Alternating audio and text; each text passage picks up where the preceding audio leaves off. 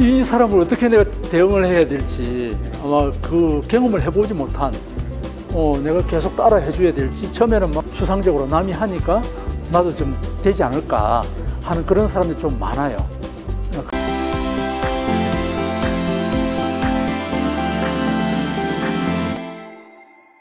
그럼 그렇게 대화가 단절되는 게 이제 가장 맞는 문제고 이제 가장 그 저변에 깔린 문제인 거잖아요. 그렇죠. 그건 좀 겉으로 드러나는 좀 도출되어 있는 문제들은 어떤 게 또 있을까요? 이제 저도 지금 이제 은퇴에 이제 뭐 지금 4개월 정도밖에 안 남았는데 옆에 이제 같은 동년배나 얘기를 들어보면 남자들은 다 로망이 이제 뭐 요즘 그 자연인이라든지 뭐 혼자 산다 이런 귀농, 귀촌 이런 부분에서 쉽게 이야기를 꺼내요. 그 뭐 집이 뭐 아니면 뭐 부모 어머니 준 땅이 있어서 뭐 그러는데 그런 부분에서 저는 거꾸로 질문을 자주 하거든요. 제가 이제 상담도 하고 심리질문 하니까 그러면 그 땅도 있고 다 있는데 그러면 부인하고 그 상의된 거냐? 안 했대요. 그렇죠. 그러면 그때부터 내가 이제 농담 삼아 그 내려가서 집을 짓고 하는 그거는 하면 되는데 그거보다 넘어야 할 산이 아마 가장 옆에 있는 부인일 거다. 그럼 내가 거꾸로 뭐 부인이 안 내려간다면 어떻게 해? 혼자 내려가지? 그러면 해결되지. 근데 혼자 내려가서 살 수 있겠냐? 혼자 내려가서 할 수 있는 어떤 그게 준비가 됐냐? 그 내려가면 또 친구들 모임 이런 거 다 하나하나 좀 체계적으로 교육을 받고 좀 그렇게 한 사람도 일부 있어요. 요즘 뭐 귀농 기촌에 대한 알려주는 많잖아요. 가가지고 뭐 집 짓기라든지 그다음 미리 농사도 안 지어본다든지 커뮤니티를 어떻게 해야 되는 이런 걸 체계적으로 한 1년 정도 2년 이상 받은 상태에서 내려가는 거는 정말 참 제대로 좀 설계를 했구나 계획을 했구나라고 하는데 그러지 못한 사람이 대부분 그냥 추상적으로 남이 하니까 나도 좀 되지 않을까 하는 그런 사람들이 좀 많아요. 그런 분들이 경험하는 게 뭐냐면 그 거주의 문제, 주거의 문제, 퇴직을 하고 난 다음에 어디서 어떻게 살까 이런 부분에서 아마 이 부부간에 서로 견해차가 많이 노출되더라. 잘 좁혀지지 않더라. 그런 문제가 좀 있더라고요. 거주지 문제. 저희도 거주지 많이 얘기를 했었습니다. 마지막 그 세 번째는 뭐가 있을까요? 세 번째는 아까 처음에 조금 그 이야기했는데 남자들 같은 경우는 이제 그 사회적 관계가 단절이 많이 돼요. 딱 끊어져 나가요. 특히 그 자기가 다니던 직장의 동료, 선후배 그런 관계, 사람들 관계가 이제 딱 이제 그 퇴직 인사 명령을 딱 명령을 받는 순간 그 커뮤니티가 회사 조직의 커뮤니티하고 단절이 되거든요. 정산에 접근이 안 돼요. 그 완전히 이제 거기에 뭐 몇천 명하고 뭐 매일 가면 이제 이메일 주고받고 서로 일하는 방식 주고받고 하다가 명령 탁 받는 순간 그 차단 못 들어갑니다라고 딱 해버리죠. 완전히 그때부터 실감이 느껴지는 거죠. 점점 회사의 어떤 조직 구성원들과 단절이 되면 회사와 연결된 다른 어떤 거래 관계에 있던 사람들하고 같이 단절되는 거죠. 내 수첩에 있거나 아니면 뭐 핸드폰에 그 명함에 있는 그 전화번호는 아무 쓸모가 없고 아무 의미가 없죠. 그 회사 간에 다닐 때 그 거래 관계로 연락하면 누구 부장님, 누구 과장님 이렇게 하는데 전화 걸면 안부 인사 나왔습니다. 그러면 아이고 뭐 고생하셨습니다. 이거라고 끝이지. 그다음에 그 사람하고 거래 관계 있는 사람하고 뭘 요구할 거냐? 아니죠. 그 사람도 나한테 연락할 이득도 없고 아무것도 없죠. 그런 식으로 딱 끊어져 버리면 실제 남는 거는 그야말로 가족 관계, 친한 뭐 이런 뭐 소꿉친구, 동창 이 정도밖에 안 되는 거죠. 가장 큰 거는 사회적 관계 단절이 되는 그 부분에서 이 대응, 그러니까 미리 준비가 안 돼요, 잘. 그래서, 이게 뭐야? 막막하는 느낌. 그런 그 경험을 많이 하고. 부인들 같은 경우는 사회적 관계 단절은 그렇게 없어요. 변함이 없고, 부인들 같은 경우는 짐이 하나 더 생긴다는 거. 그건 대부분 얘기할 거예요. 네. 엄청난 짐이죠. 네, 삼식이라고도 이제 뭐 삼식이든 오식이든 뭐 어떤 간에 이 사람을 어떻게 내가 대응을 해야 될지 네. 아마 그 경험을 해보지 못한 내가 계속 따라 해줘야 될지 처음에는 막 고생했습니다. 한 3개월은 네. 같이 따라주고 하는데 이거 아니거든. 네. 내가 한 생활이 있는데 이게 전혀 지금 네. 깨진단 말이에요. 리듬이. 그리고 나중에 불만이 일어나고 그런 거죠. 그래서 그런 부인의 입장에서는 이제 그런 경험, 네. 남편의 입장에서는 이제 그런 사회적 단절의 경험, 네. 이런 부분이 좀 크게 와닿는다. 네. 네. 그 다음에 또 조금 더 이야기를 하면, 네. 부인들 같은 경우는 자기 삶이 어떻게 살아가겠고, 친구들 모임이 있고 그렇기 때문에, 특별히 그겁니다. 남자들 같은 경우는, 네. 단절도 단절이지만, 그 일에 대한 어떤 그 정체성 있잖아요. 네. 나는 정준용은 누구 네. 어디 회사에 네. 어떤 이런 동일시를 네. 했어요. 네.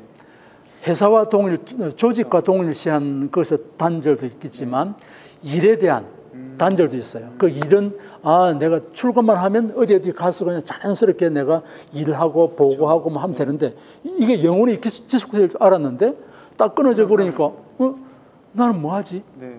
이런 삶의 의미. 네. 이게 완전히 지금 그 혼란스러운 거예요. 뭐 하고 살지? 내가 어떻게 살지? 이런 부분을 물론 이제 준비를 해온 사람은 고민하거나 준비해온 사람은 바로 연착륙 할 수 있는데 대부분 그러지 못한 그런 걸 해야 되겠다라고 생각은 하지만 막상 딱 퇴직 그 인사발령 딱 끝나고 날 때까지 놔버리면 놔버리고 난 다음에 그런 걸 딱 느낄 때까지는 모르는 거예요. 내가 뭘 어떻게 하지? 그쵸.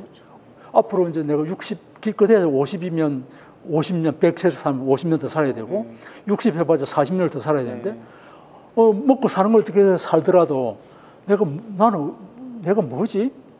내가 뭐 하지? 난 누구라고 그러지? 나한테 명함은 뭘로 파지? 누구한테 만나면 당신 뭐 하요? 그러면 나는 전직 누구 이러면 전직? 전에 누구 뭐 했다?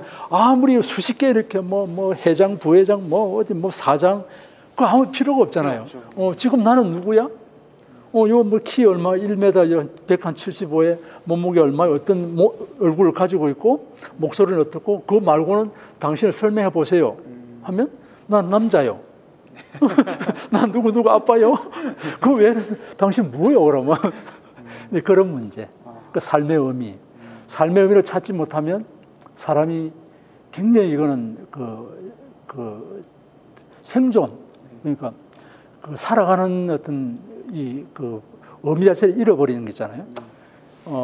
특히나 그런 부분은 나한테 이제 그 상처가 탁 와닿을 때, 상실감, 누군가 내가 아끼던 어떤 물건이라든지 어떤 일이라든지 아니 사람이 어떤 그 입원을 하거나 수술을 하거나 죽거나 했을 때 나한테 다가오는 자극이 있잖아요. 그죠?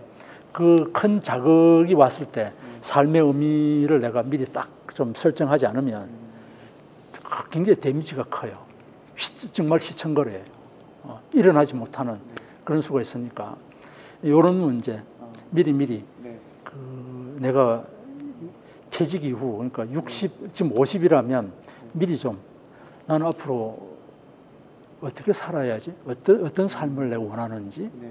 내가 좋아하는 것은 뭘까? 내가 하고 싶은 건 뭔지? 이런 걸 좀 미리 고민해보는 그런 그 과정이 꼭 필요하다. 그래서 오늘은 다친 마음 수리하기의 저자이자 이제 심리학 박사시기도 하죠. 심리 전문가 정준용 이제 작가님을 모시고 50대 은퇴자들이 가장 많이 하는 심리 상담에 대해서 한번 이야기를 나눠봤습니다. 요 이제 다친 마음 수리하기 이런 부분도 한번 보면 자기 자신을 알아차리는데 굉장히 도움을 줄 수 있습니다. 그렇죠. 뭐 아까 뭐 제가 말씀드린 것처럼 그 부부간의 어떤 소통, 그 다음에 주거 문제, 이 주거 문제 자체도 보면 이건 소통의 문제거든요. 그렇죠, 소통의 문제죠. 미리 이제 그 어떻게 살고 싶어, 어떻게 하면 서로 조정해서 이렇게 그 조정해서 서로 원하는 그 중간 타협점 찾아서 하면 되거든요. 꼭 이래야 된다 이런 걸 주장을 하거나 주장만 할 뿐이지 그걸 서로 이제 이야기를 나눠서 협의하거나 합의한 적이 없거든요. 그 소통과 관련되는 거고 이 사회적 관계 단절 이거는 당연히 예견되는 거잖아요. 그렇죠. 너무 지나치게 거기에 매여 있었다는 거죠. 그게 전부 그냥 오로지 거기에 쏟다 보니까 오히려 이제 그 가족 간, 이 부부 간의 관계는 에너지가 덜 가서 이런 문제, 앞에 두 개 문제도 생긴다. 그 삶의 의미 문제 이것도 마찬가지예요. 너무 거기에 막 오로지 그냥 직장에서 내가 성전의 문제, 뭐의 문제 이렇게 막 매달리다 보면 내가 정작 내가 나로서 정말 정체성 나 살아가는 이 부분을 보지 못하는 그런 어떤 그 실수죠. 그게 보인다는 거죠. 그래서 좀 자기 자신을 먼저 통찰하고 알아차리는 그런 어떤 지혜가 좀 필요하지 않나 싶습니다. 그래서 앞으로 이제 정준용 작가님을 모시고 심리학 박사님을 모시고 우리 50대 은퇴자들의 심리에 대해서 한번 많은 콘텐츠들 한번 만들어 보도록 하겠습니다. 네, 감사합니다. 네, 감사합니다. 안녕하세요. 너하나의 은퇴학교입니다. 오늘은 여러분들께 특별한 제안을 드리고자 이렇게 영상을 찍게 되었습니다. 자, 오늘 그 특별한 제안은 바로 이런 겁니다. 우리가 50대 살다 보면 사실 참 속에 답답한 일들이 많아요. 그렇죠. 그런 이야기를 함께 나누어 주실 분들을 모집하려고 합니다. 살다 보면 일단 50대쯤 되다 보면 직장에서 직장 상사하고의 갈등 문제, 그렇죠. 남편하고의 갈등 문제, 시부모님하고의 갈등 문제, 자녀들과의 갈등 문제, 친구 사이의 갈등, 속 터지는 일들 너무 많거든요. 하지만 우리는 사실 그 얘기 못하고 살았거든요. 그렇죠. 그런 이야기를 들려주면서 누군가의 얘기를 듣고 누군가가 또 공감을 받을 수 있고 누군가가 위로받을 수가 있거든요. 그런 이야기를 함께 나누어 주실 분들, 여러분들을 모집하고 있습니다. 누구나 다 여러분이 갖고 있는 그 작은 이야기를 듣고 정말 한 사람의 인생이 바뀔 수도 있습니다. 여러분들의 의견 마구마구 기다리고 있겠습니다. 정말 특별하다면 괜찮은가요? 정말 특별하지 않아도 괜찮습니다. 그냥 살면서 누구나 다 그 답답한 거 있잖아요. 제가 말씀드렸지만 직장에서의 일들, 친구와의 일들, 남편과의 일들, 자식과의 일들, 시부모님과의 일들, 이렇게 속 답답한 일들, 그런 거 경험했었던 거, 그때 나 어떻게 했다, 뭐 이런 이야기를 들려주면 사실 그런 위치 또 그런 상황에 있는 사람이 듣고 되게 공감받을 수 있을 것 같아요. 그래서 평범한 사람들의 평범한 이야기 여러분들과 같이 나누고 싶습니다. 그다음에 50대 이후로 많은 분들이 창업, 자영업을 많이 하시잖아요. 그렇죠. 이분들의 이야기도 많이 듣고 싶어 하시는 많은 것 같아요. 많이 있죠. 저희가 최근에 이제 한두 군데 다녀왔잖아요. 그래서 이제 막 50대 창업하면서 어떤 계기로 하게 됐는지 하는데 뭐가 힘들었다. 그리고 이런 거는 주의하면 좋겠더라. 하다 보니까 또 알바생이 너무 힘들어. 또는 이게 또 임대료 문제 뭐 이런 것도 힘들어하는 사람 있잖아요. 또 이거 아내가 안 도와줘 뭐 이런 얘기죠. 그래서 자영업 하면서 힘들어하는 얘기들이 있잖아요. 그리고 또 너무 좋아요 이런 얘기도 있잖아요. 그래서 우리 50대 분들의 자영업을 시작하면서 즐거웠던 일, 잘 되는 일들, 힘들었던 이야기 나눠주시면 새롭게 그 일을 시작하는 사람들에게 도움이 될 것 같고, 그게 또 우리가 은퇴학교가 추구하는 거기 때문에 자영업자 여러분들 시작하면서 어려운 일들, 잘 됐던 일들, 그럴 때 어떻게 해결했다 이런 이야기를 나눠주시면 새로운 분들에게 희망과 용기가 될 것 같습니다. 그래서 이제 정리해드리면은 50대 평범하게 살아가시는 분들의 이야기를 하고 싶으신 분들이나, 그렇죠. 50대 은퇴하고 나서 자영업을 해보니 이렇더라 이런 말씀 나눠주실 분들을 모집하고 있습니다. 여기에 대해서 인터뷰를 해주시면은 은퇴 전략가님께서 직접 인터뷰를 해주실 거고, 은퇴에 대한 다양한 상담, 전략도 같이 나누는 시간 갖도록 하겠습니다. 신청을 하실 분들은 아래 이제 링크 누르시면 양식이 있거든요. 그걸 써주시면은 은퇴 전략가님께서 직접 전화를 하셔가지고 통화를 하시면 됩니다. 저희 은퇴학교 많이 사랑해 주셔서 감사하고요. 앞으로도 많이 좋은 컨텐츠로 찾아뵙도록 하겠습니다. 고맙습니다.